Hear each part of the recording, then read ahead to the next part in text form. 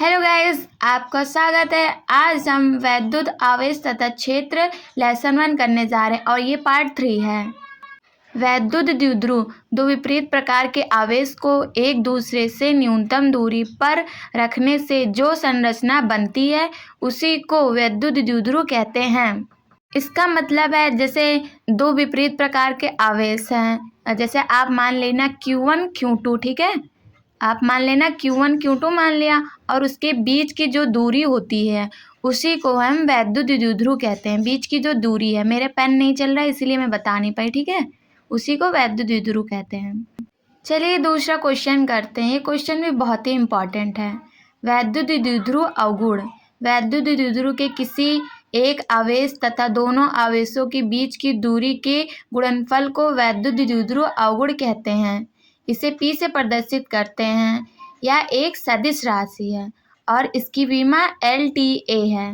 LTA इसका मात्रक coulomb metre होता है। और वैद्युत द्विध्रुव अवगुण का सूत्र है 2L गुणे Q। 2L गुणे Q। आप इसका सूत्र याद कर लेना क्योंकि न्यूमेरिकल इसी से पूछे जाते हैं, ठीक है। चलिए मैं इसको एक बार और बता देती हूँ। आप इसका परिभाषा याद कर लेना क्योंकि इसका परिभाषा आता ही आता है, ठीक है। और इसका सूत्र भी बहुत ही ज़्यादा इम्पॉर्टेंट है।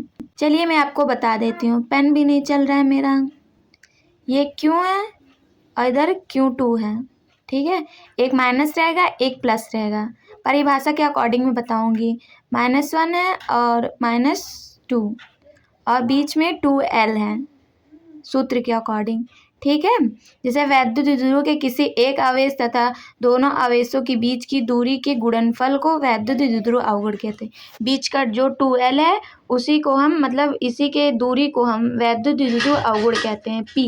और P को हम वैद्युत द्विध्रुव अवगुण कहते हैं, मैंने आपको बताया है। मतलब वैद्युत द्विध्रुव अवगुण को P से प्रदर्शित करते हैं और सूत्र भी इसी के अकॉर्डिंग रहेगा। P = 2L Q गुणे Q, ठीक है।